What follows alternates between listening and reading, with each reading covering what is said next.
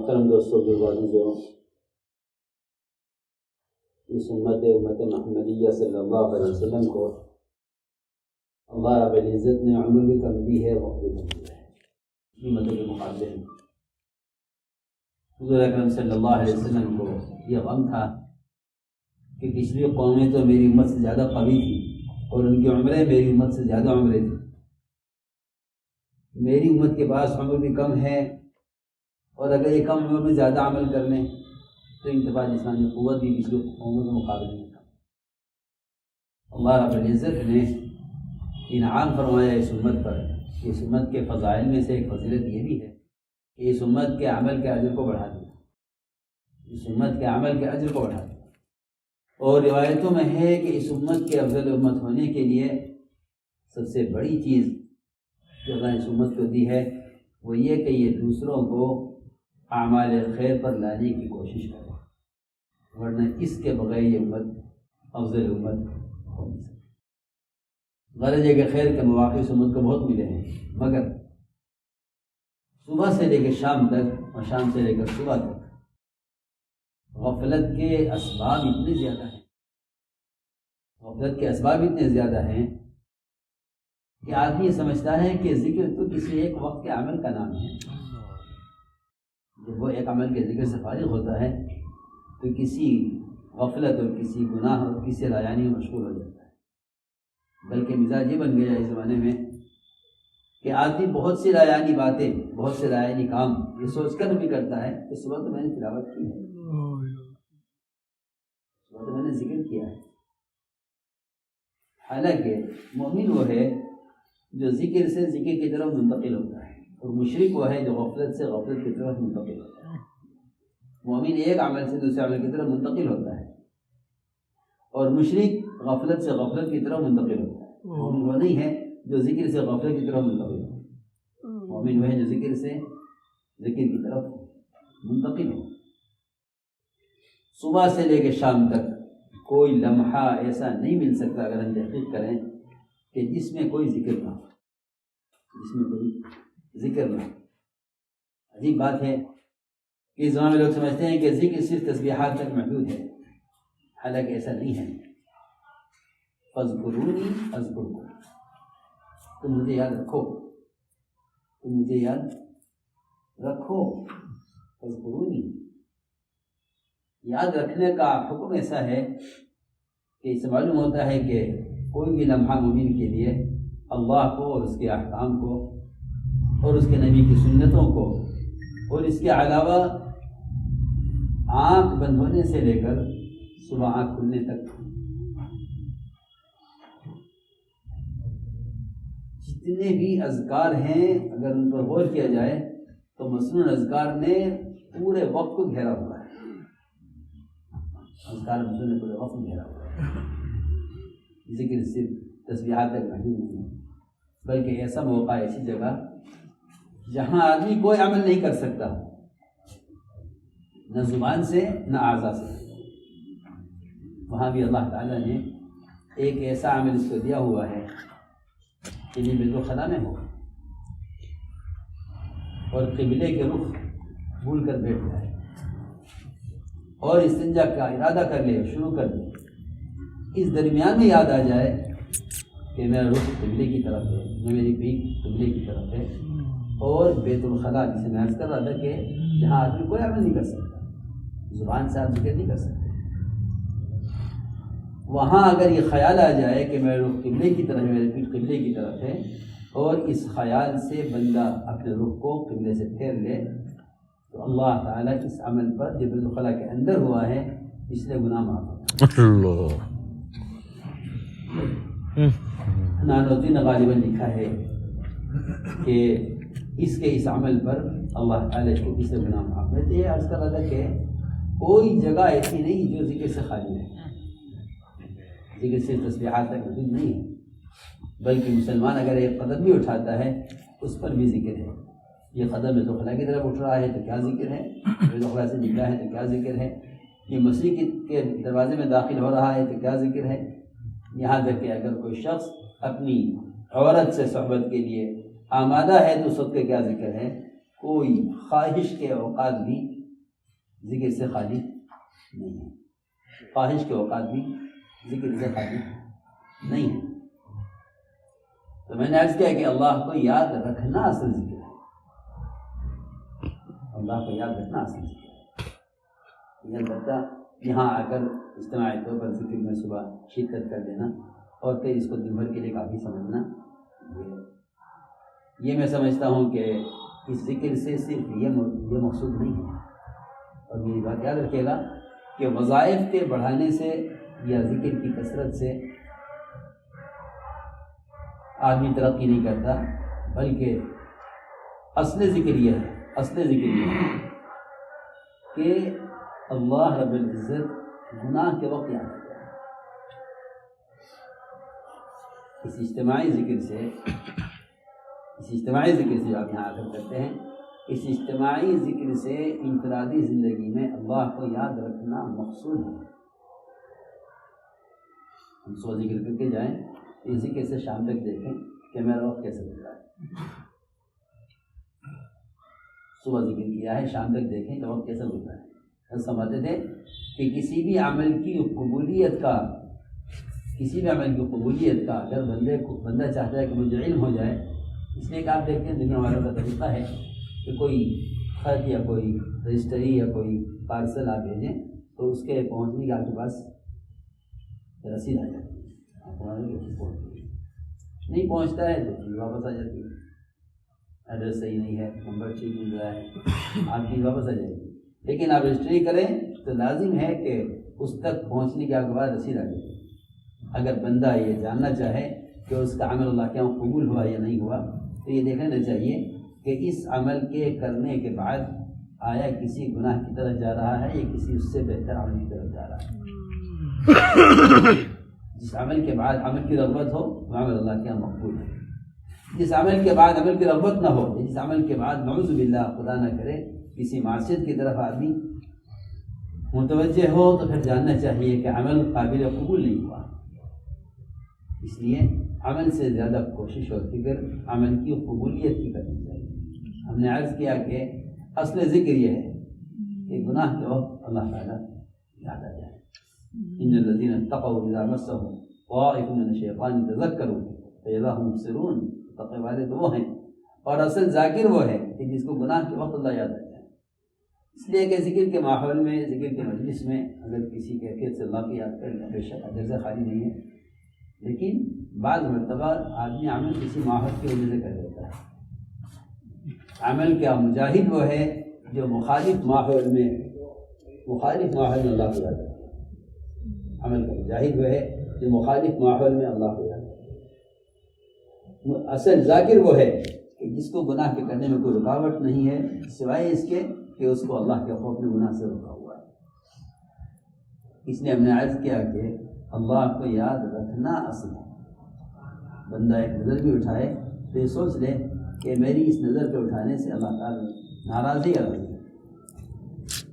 اس لیے یہ جو ذکر ہے یہ دل کی اس غفلت کو ختم کرنے کے لیے ہے جس غفلت کے ختم ہو جانے کے بعد پھر انسان کی طبیعت متوجہ ہوتی ہے عمل کی طرف۔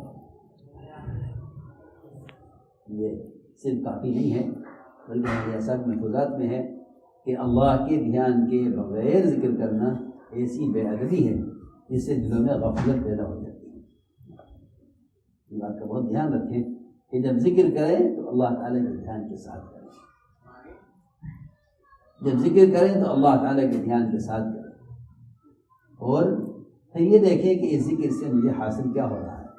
اعوذ باللہ، اس سے ذکر سے بے رغبت نہیں ہونا ہے بلکہ اس کو اور بہتر طریقے سے کرنے کی کوشش کرنی ہے کہ ذکر باوضو کیا جائے، تنہائی میں کیا جائے، کہ ذکر تبتل چاہتا ہے کہ اللہ کے غیر سے کٹ کر اللہ کے ساتھ تنہا ہو کر اللہ کا ذکر کیا جائے۔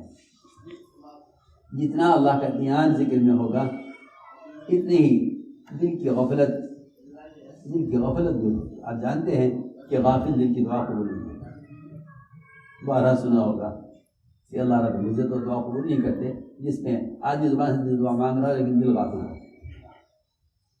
دیکھو دعا کو فرمایا ہے کہ یہ عبادت کا مغز ہے، عبادت کا مغز دعا ہے۔ جب وہ دعا قبول نہیں، اس دعا میں دل شریک نہیں، تو پھر باقی جتنے بھی اعمال اور اذکار ہیں وہ سب کا درجہ عبادت سے عبادت کے بعد ہے، ان سب کا درجہ عبادت کے بعد ہے۔ اس سے معلوم ہوتا ہے کہ اللہ کا دھیان جمانا یعنی دل کو عمل میں شریک کرنا، دل کو عمل میں شریک کرنا، دل کو عمل میں شریک رکھو۔ جب ذکر کرو تو اللہ تعالیٰ کی صفات اور اس کے عظمت شان اور اس کی قدرت کا تصور کرتے ہوئے ذکر کرو۔ اور یہ جب ہو سکتا ہے جب ذکر کو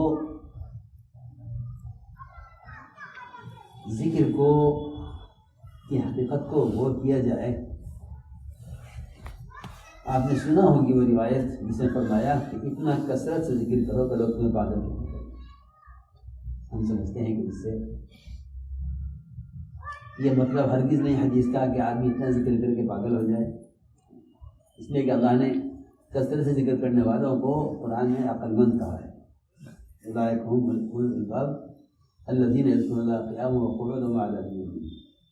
کثرت سے ذکر کرنے کا مطلب پاگل ہو جانا نہیں ہے، بلکہ اس کا مطلب اس کے علاوہ کوئی اور ملتا نہیں کہ جب اللہ رب العزت کی وحدانیت کو دنیا کی ان تمام شکلوں کے مقابلے بیان کیا جائے اور کائنات کی سینکڑوں اور لاکھوں وہ شکلیں جن سے سامان کا چیزوں کا بننا اور ہر مسئلے کا حل نظر آ رہا ہو، اس میں اللہ کے غیر کا انکار کیا جائے، تو اس میں کوئی شک نہیں کہ ان شکلوں سے یقین رکھنے والے ایسے لوگوں کو پاگل کہیں گے۔ اور یہی وجہ انبیاء علیہ السلام کو پاگل کہنے کی سمجھ میں آتی ہے کہ وہ اللہ تعالیٰ کی طرف سے جس ذکر کو لے کر آئے ہیں وہ اس ذکر کی دعوت دیتے ہیں، اور ان کی دعوت کائنات کے تمام نقشوں کی نفی اور اس کا انکار کرنے کے لیے ہوتی ہے۔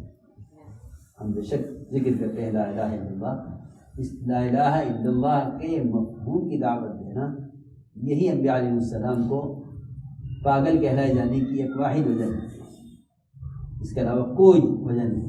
ما یاتیہم من رسول الا قالوا ساحر و مجنون، ہر نبی کو پاگل کہلائے جانے کی وجہ سے یہ ملتی ہے کہ نبی اپنے ذکر کی دعوت دیتے ہیں، یہ ذکر کی تنہائی میں مشق کرتے ہیں، اس ذکر کی کھل کر دعوت دیتے ہیں۔ مولانا صاحب کا ایک معمول تھا کہ حضرت بیان کے بعد ذکر فرماتے تھے، اور ذکر فرماتے تھے کہ مجھے بیان کے بعد ذکر کرنے میں جو کیفیت محسوس ہوتی ہے، کیونکہ اس دعوت کے ذریعے اللہ کے غیر کے انکار کر کے آیا ہوں، پھر تنہائی میں اسی اللہ کا اس کی وحدانیت کے اور اس کی قدرت کے اعتبار سے اور اس کی صفات کو تصور کرتے ہوئے اس کا ذکر کرتا۔ اس لیے ہم نے عرض کیا کہ ذکر اللہ کا دھیان، اللہ کے دھیان کے ساتھ اصل ذکر ہے، اللہ کے دھیان کے ساتھ اصل ذکر ہے، اس لیے کہ ذکر سے کچھ حاصل کرنا مقصود ہے۔ یہاں تک فرمایا کہ ذاکر وہ ہے جس کو دیکھ کر اللہ یاد آ جائے، ذاکر وہ ہے جس کو دیکھ کر اللہ یاد آ جائے۔ اس کا مطلب ہرگز یہ نہیں ہے کہ اس کے ہاتھ میں تسبیح ہو کہ تسبیح سے اللہ یاد آ جائے، یہ مطلب بھی نہیں ہے، اور یہ مطلب بھی نہیں ہو سکتا کہ وہ ہمیشہ ذکر بالجہر کرے جس سے اللہ یاد آئے، یہ مطلب بھی نہیں ہو سکتا۔ اس لیے کہ چپ کے خاموشی سے ذکر کرنا اس کے بڑے فضائل بھی ہیں، وَاذْكُرْ رَبَّكَ فِي نَفْسِكَ تَضَرُّعًا وَخِيفَةً دُونَ الْجَهْرِ۔ ایک مرتبہ صحابہ کرام نے زور اللہ کو پکارا، چیخ کر۔ آپ نے فرمایا کہ وہ ذات جس کو تم پکار رہے ہو وہ بحری نہیں،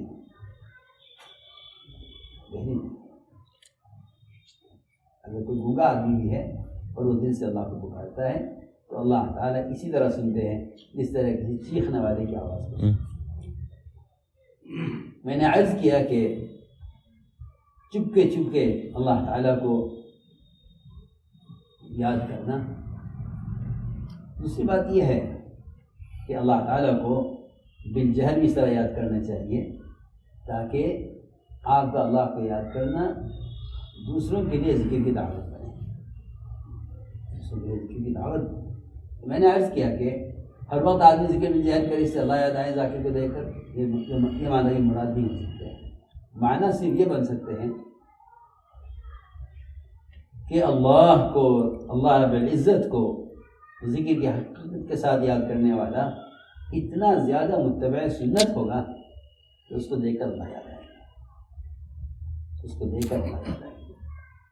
ذاکر کو دیکھ کر اللہ یاد آ جائے، اس کا مطلب صرف یہ بن سکتا ہے کہ ذکر کرنے والا اتنا متبع سنت ہوگا کہ اس کو دیکھ کر اللہ یاد آ جائے گا۔ اس لیے ہمیں ذکر کے ذریعے سے ذکر کی حقیقت تک پہنچنا ہے۔ سب سے بڑا ذکر کلمہ لا الہ الا اللہ ہے، اس سے بڑا کوئی ذکر نہیں۔ یہ سب سے بڑا ذکر ہے، یہ سب سے بڑا ذکر ہے۔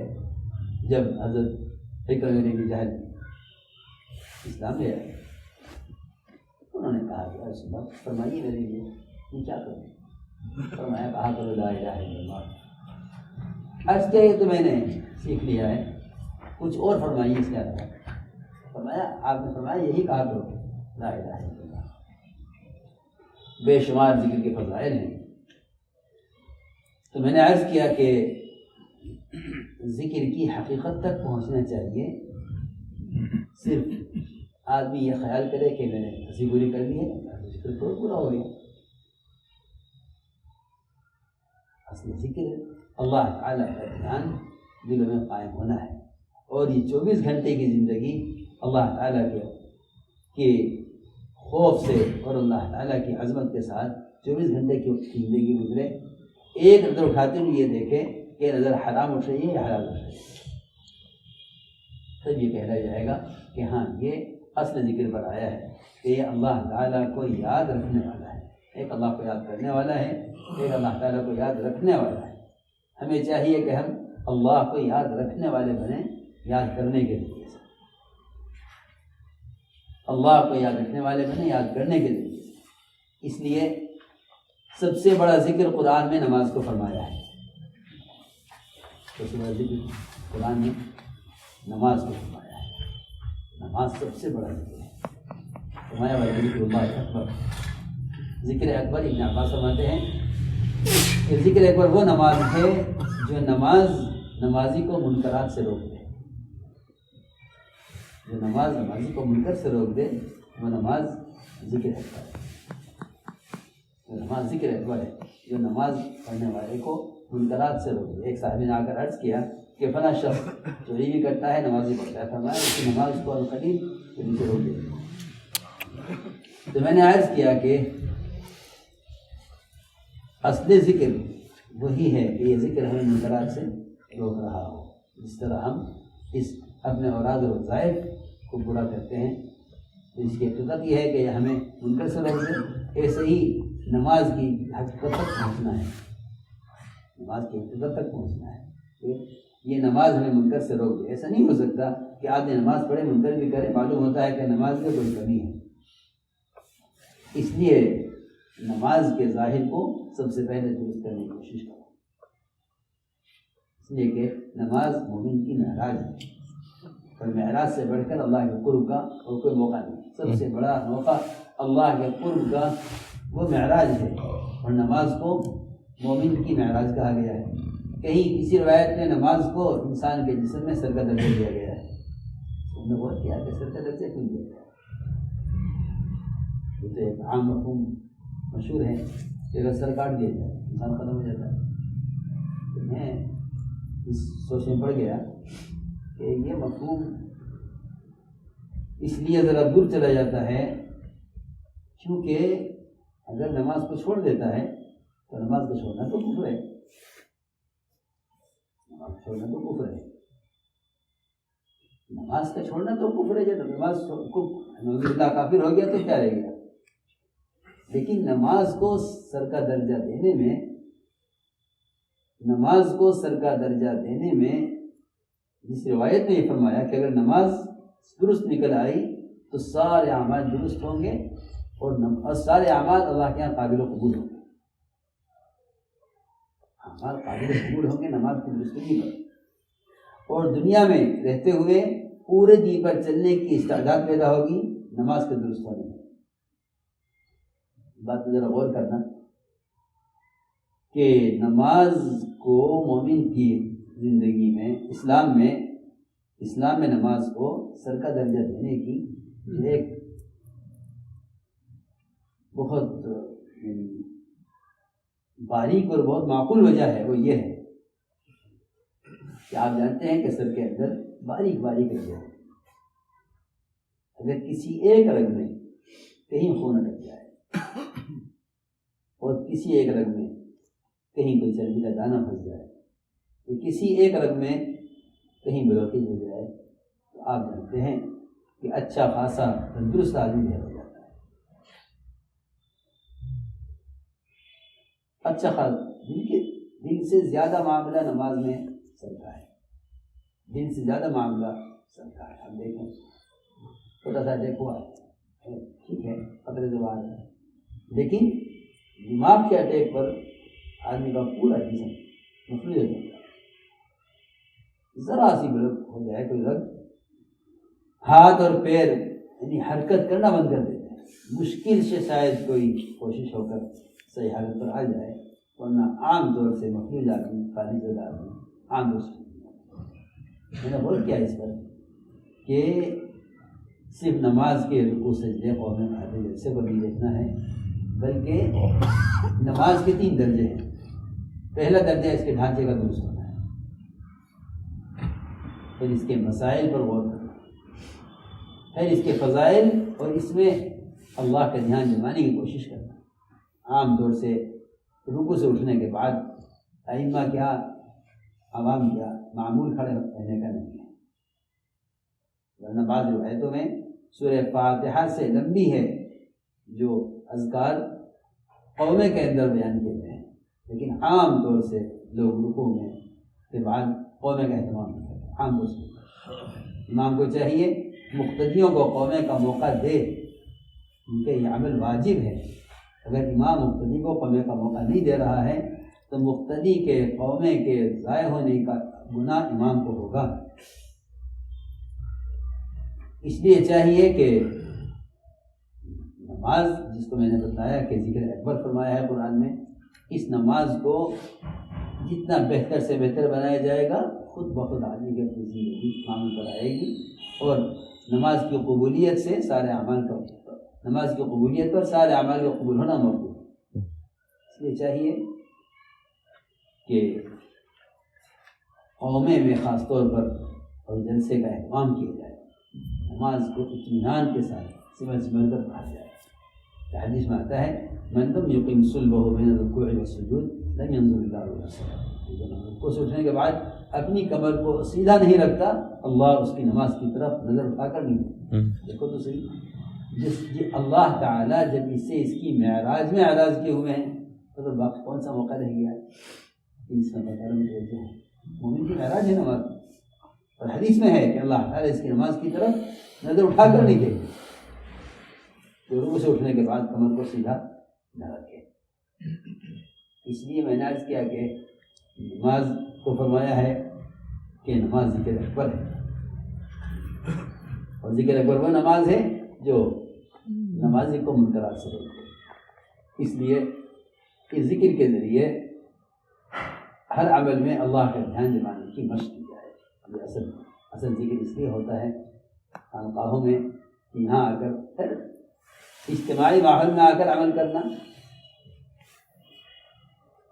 وہ کمال نہیں ہے، اس میں کوئی شک نہیں کہ پابندی ہو جاتی ہے، اور سب کے ساتھ اس میں بھی کوئی شک نہیں ہے کہ جو قوم اجتماعی طور پر جمع ہو کر اللہ کا ذکر کرتی ہے، اس میں کوئی شک نہیں کہ فرشتے اپنے پرس آسمان میں گھیر لیتے ہیں اور اللہ رب العزت ان سے بہتر مخلوق ان کا ذکر فرماتی ہے، اس میں کوئی شک نہیں ہے۔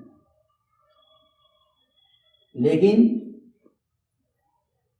اجتماعی ذکر ایک ماحول کی وجہ سے ہو رہا ہے، شادی میں چلے گئے ذکر کا وقت ہو گیا، اس وقت شادی میں گھر مہمان آ گئے تو ذکر کا وقت تھا، اس وقت مہمان آ گئے۔ ہمارا عمل کو اس کے وقت میں کرنا خود دعوت ہے۔ سمجھتے تھے جب تم اپنے گھر میں رہ کر اس عمل کو اس وقت میں کرو گے تو اس وقت آنے والے کے لیے تمہارا عمل خود دعوت بنے گا۔ ایک فلاں صاحب سے ملاقات کریں گے،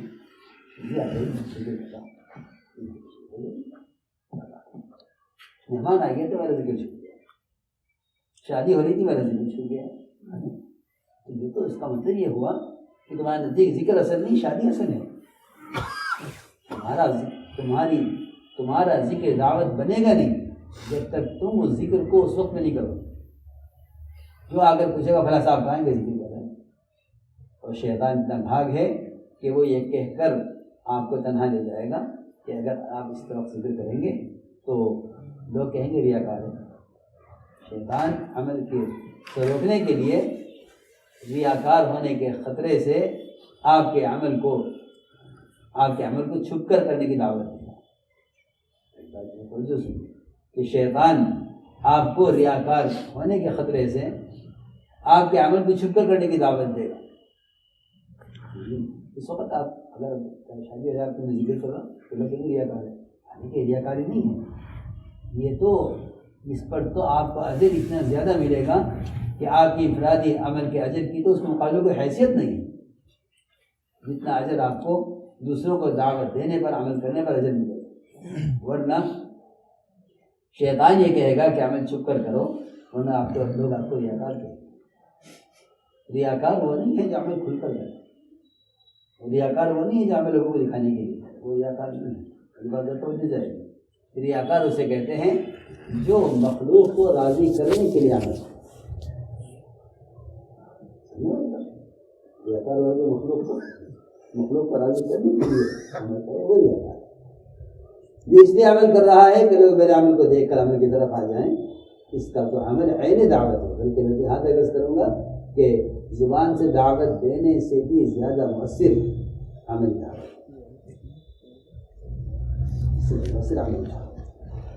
کہ آپ کے گھر میں کوئی تقریر ہے، آپ کی مشہور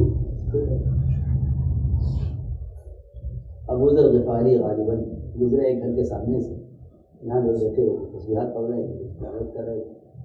انہیں خیال ہوا کہ شاید کوئی میت ہو گئی، آگے بیٹھ گئے. آ کر بیٹھے، پوچھا ایک دوسرے سے برابر آنے سے کہ بھائی کیا بات، کیا حادثہ ہو گیا؟ نہیں کچھ نہیں، کیا حادثہ ہوتا اللہ نہ کرے. کیا بات نہیں، آگے گناہ ہے، کوئی تلاوت کر رہا، کوئی تصویر پڑھ رہا. کہوانا شادی ہو رہی، تلاوت تو اب تک نہیں، تلاوت ہو رہی. آپ اندازہ کریں کہ شادی کو دیکھ کر یہ اندازہ نہیں ہوا ان کو کہ یہ شادی ہو رہی ہے یا خدا نہ کرے کوئی حادثہ پیش آ گیا ان کے گھر میں. تو میں نے عرض کیا کہ اگر وقت کا تعین نہیں ہے ذکر کے لیے تو آپ کے معمولات وہ آپ کی خواہشات کی وجہ سے مؤخر ہوں گے، اور آپ کے اپنے دینی معمولات اور ذکر کے معمولات آپ کی خواہش کی وجہ سے ضائع ہو جائیں گے. حضور اکرم صلی اللہ علیہ وسلم اپنے خیمے میں ایک صاحب نے آ کے ضرورت مانگی، ایک صاحب نے ضرورت مانگی، آگے ضرورت نہیں. آپ روزانہ انصار کے پاس جا کر حج سے پہلے کے واقعات سناتے تھے. آپ ایک تاخیر سے گئے، صاحب نے عرض کیا انصار نے آپ دیر سے آئے. فرمایا میرا اپنا ذکر باقی تھا، اس کو پورا کیے بغیر میں نکلنا نہ چاہا. میں تو باقی بات عرض کرتا ہوں کہ آپ لوگ یہاں آ کر ذکر کرتے ہیں، شک کیا کرو. ہماری ایسا میں کو سناتا ہوں. ایسا باتیں تھے اللہ کے راستے میں نکل کر ذکر کرنا خانقاہ میں بیٹھ کر کرنے سے افضل. اب اگر کوئی اس واسطے نقل کر دے آپ اندر کر دیں، حالانکہ یہ بات نہیں ہے. میں آپ کو بتاؤں محفوظ کا مطلب کیا ہے. محفوظ کا مطلب یہ ہے کہ خانقاہ میں جو ذکر ہے وہ تو اجتماعی ذکر ہے، اور یہ ایسا ذکر ہے جیسا صبح کو لوگ منڈی جاتے ہیں نا، منڈی جاتے ہیں، صبح کو منڈی جاتے ہیں، وہاں سے تھوک میں سامان سستا مل جاتا ہے، اچھا مل جاتا ہے، وہاں سے خوب سامان بھر کے لاتے ہیں اور پھر لے جا کے گلی گلی اور سڑک ہر جگہ پھینکتے ہیں. سبزی اور آلو اور پھل اور چادر اور کپڑے اور ساری چیزیں کیوں بھائی لانا تو پڑ ایسا ہی ہے نا. آپ مجھے بتا دیجیے اگر کچھ وقت منڈی نہ جائے پھر لگا دے گا محل میں، اور اگر کوئی آدمی پھیری بازی سے خرید کر بیچے تو فائدہ ہوگا نقصان ہوگا؟ بتا دیں. اس کے لیے تو کھانا بنانا پڑے گا. یہاں سے ذکر ہو بھی رہا، پھر یہاں سے ذکر لے کر جب تم گلی گلی جاؤ گے لوگوں کے پاس ذکر کی دعوت کو لے کر تو پھر تمہاری تجارت اگر دنیا کی بڑھ سکتی ہے، تجارت سے مال بڑھ سکتا ہے، تو پھر اس کو تو اللہ تعالیٰ نے قرآن میں سب سے بڑی تجارت کہا ہے کہ اللہ کے دین کی محنت یعنی دوسروں کو ذکر آمادہ کرنا، یہ سب سے بڑی تجارت کریں گے انشاءاللہ.